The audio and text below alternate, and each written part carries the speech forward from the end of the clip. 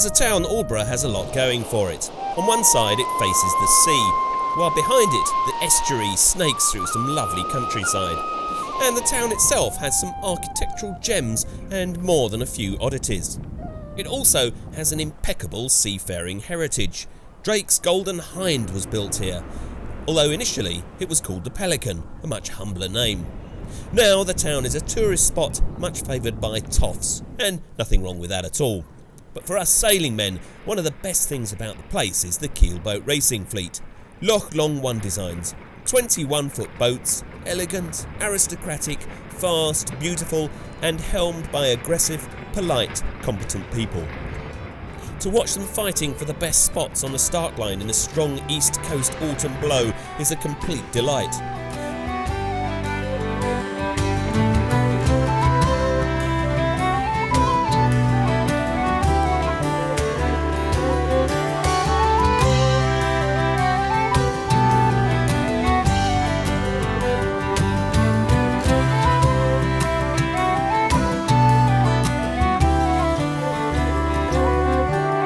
The only other fleet of Loch Longs in the UK is way up here, on the Clyde, and each year up to a dozen boats are towed the 450 miles to Scotland to try to show the West Coast Celts who is boss. I've no idea when I'll get to film the Clyde fleet in action, but I will one day, I promise. I got these shots by cutting the engine on the Slug, standing in the cockpit and letting the fleet sail past as I drifted down with the strong tide. And having watched them race through the moorings, I had no worries at all that any of them were going to hit me. Great, great sailors. A real pleasure to watch them in action.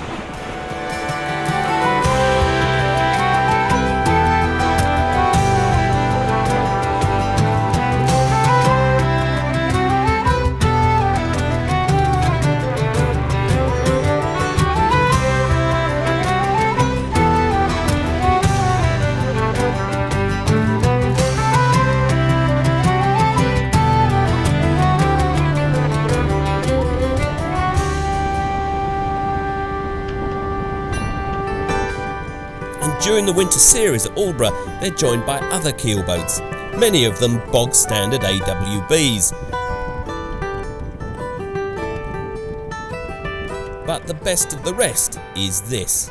If is a wonderful example of an old British International 8-metre yacht, built in 1930. And you don't come across a more magnificent maritime indulgence than an old 8-metre. As you watch her powering through the water, she's constantly trying to overtake her own bow wave. The fleet races right through the moored boats and take full advantage of the insane, incomprehensible currents and back eddies around the 200-degree bend on the river by Slaughden Quay.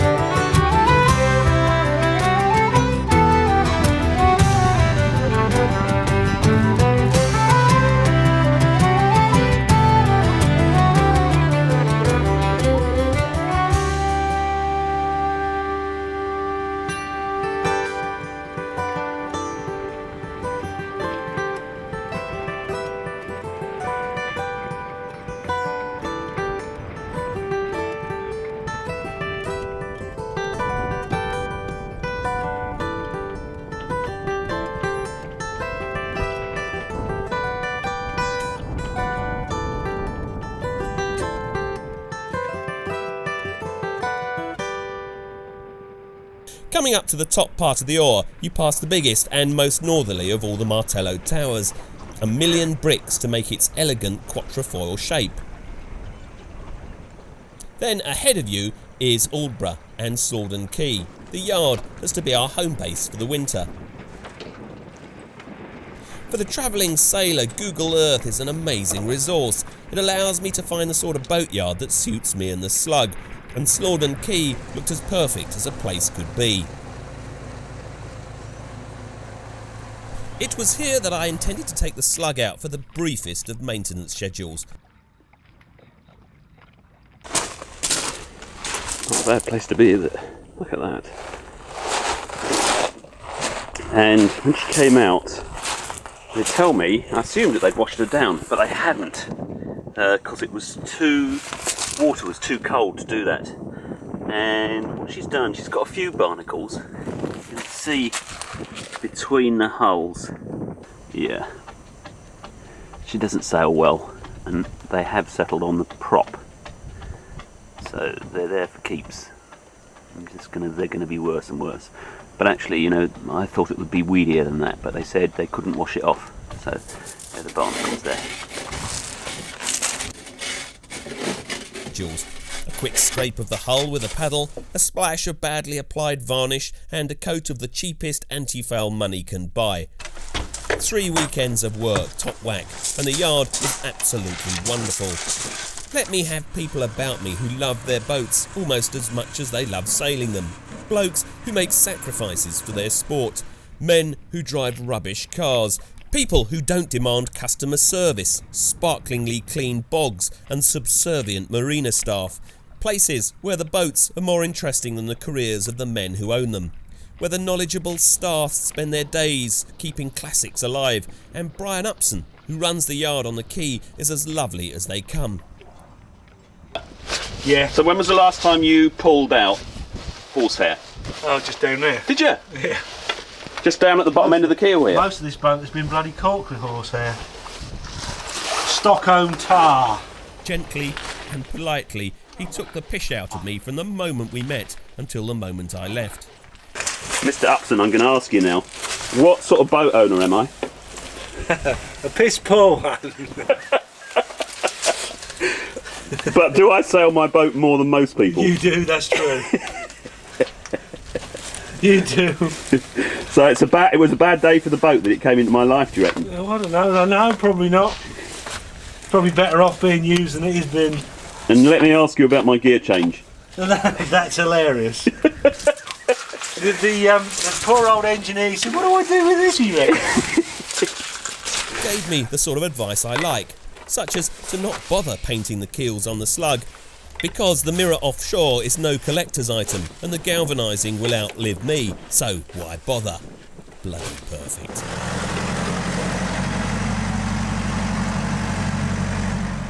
If I could afford to pay somebody else to do this, I would certainly do it. And then I wouldn't look like a bodger at all, I'd look like an affluent man. But because I'm not an affluent man and I have to do this stuff myself, then I am a bodger, because I will do the minimum amount to get back on the water. Got about another 3 hours before I have to get into the traffic to get home, and I've got quite a list of jobs to do. There's a lot going on the boat at the moment, but at the moment I'm just waiting for the soldering iron to warm up.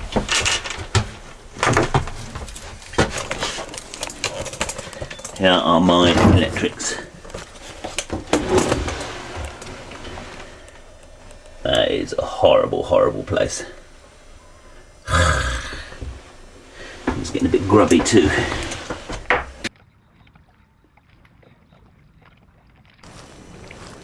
A couple of people have asked what I use for a dinghy. Well, generally I don't use a dinghy. I've only ever used this once, but it lives in the back of the locker, and I've just got it out to dry it before I put it away. Hopefully I won't need it again this coming season either. It's not a nice thing, is it?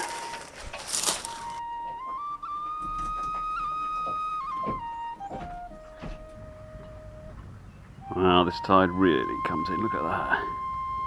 It's coming right into the boatyard.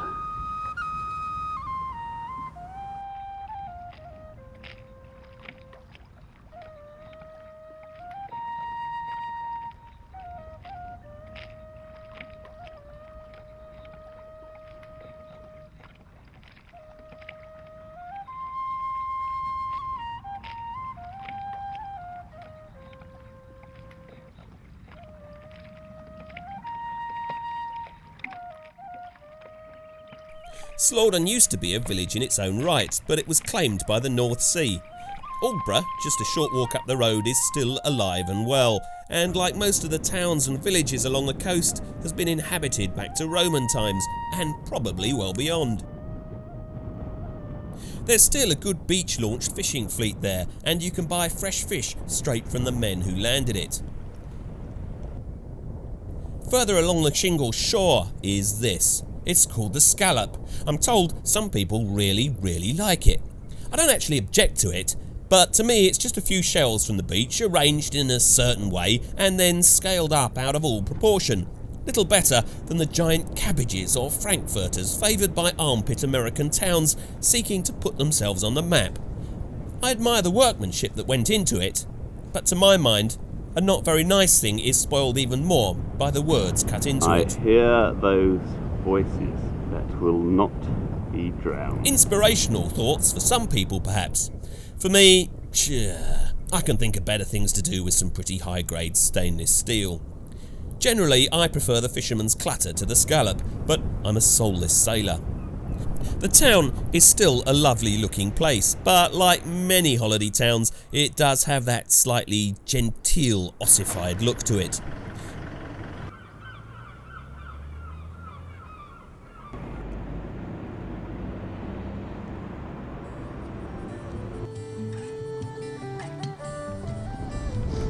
This is what I call one of those rather rude buildings. Basically, the bloke built it because he had the power to build it, and it just doesn't fit in with anything else around it. Fortunately, it just overlooks a car park, so stuff you mate. Yeah. Very small people. Oh no. Yeah. That's amazing. So it's a giveaway. Yeah. David here, with his terribly ugly but utterly delightful and much loved dog Jonesy, lives on a boat down at Slaughton Quay. He took me on a whistle-stop to Aldburgh, Aldburgh. Lots of tiny little wrinkled miniature people type thing. She is quite an ugly dog, isn't she? Oh, she's so beautiful. She's the prettiest dog. She's the prettiest dog you could possibly imagine. Okay. Is this your favourite street? Yeah, no, it's not my favourite street. It's not? It is. This is a street in Aldburgh, and let me tell you, I don't actually know a lot about buildings, so you're not going to get much from me. But you're just telling me what you like. Lots of them have yachts in the windows, don't they? Because you've got wisdom coming here. You need to record this. Okay.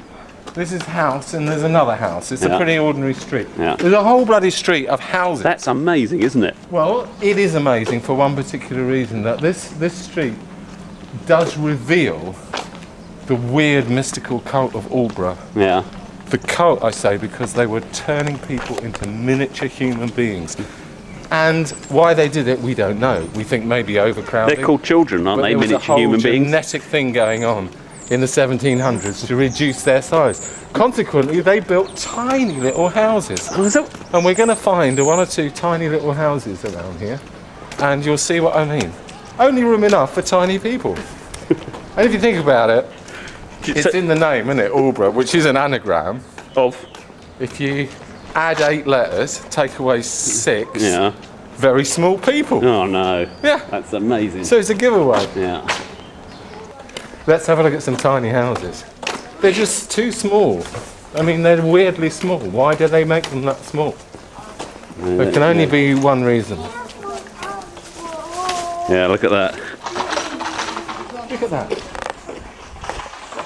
That needs another 6 feet. Look, that blue one's pretty thin too. Oh. They were not only small people, they were thin people. Small and thin. Yeah. Yeah. And it's also a town with no women. The men do all the child rearing. Look at this tiny house. Well, it's not that tiny actually. That's rather beautiful, isn't it? Like a little cottage. The thing about this street is you do tend to get houses that don't look like they should be by the seaside. They look like they should be in a little village. Inland. Look, this here, cat scaffolding. Right. That's a tiny house. And that. here, Yes, hidden here, miniature people. Jackdaw Cottage. And that's lovely. It is lovely, isn't it? Well, that was probably meant for 300 or 400 of these small people to live in. You mean they were no bigger than Lego people? They were small. Were they? It's genetics, on. You don't understand genetics? Half Crown Cottage.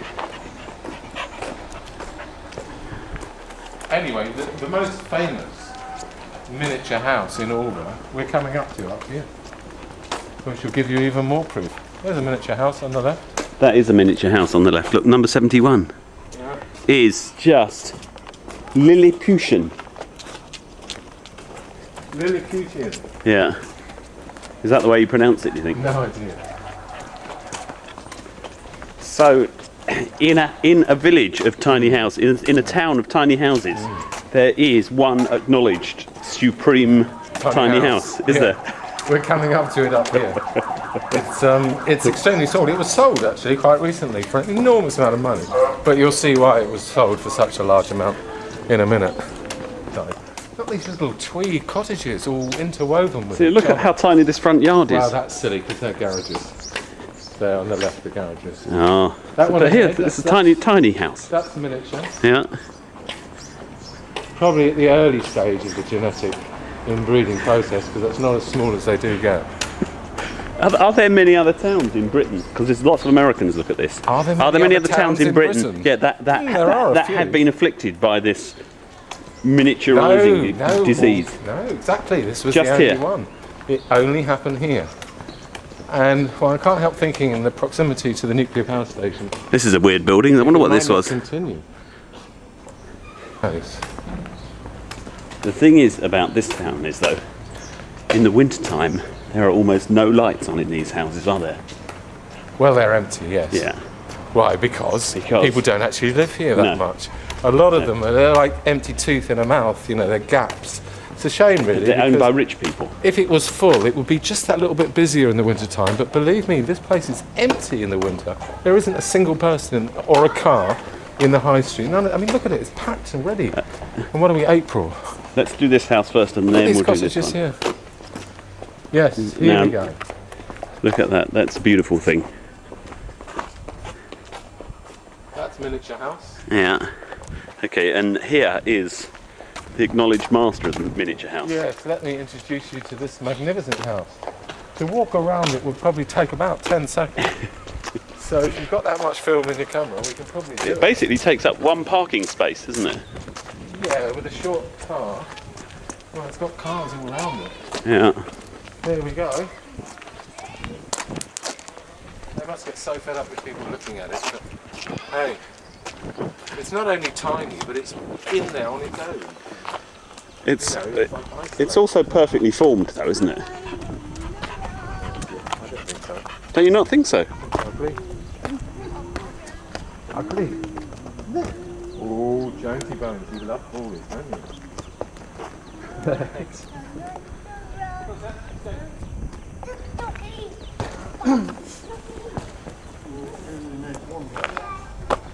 Do you want to stand in front of it so we can see how small it is? You can stand in front of it. Shall I? Yeah. I guess the car, but that's a small car, isn't it?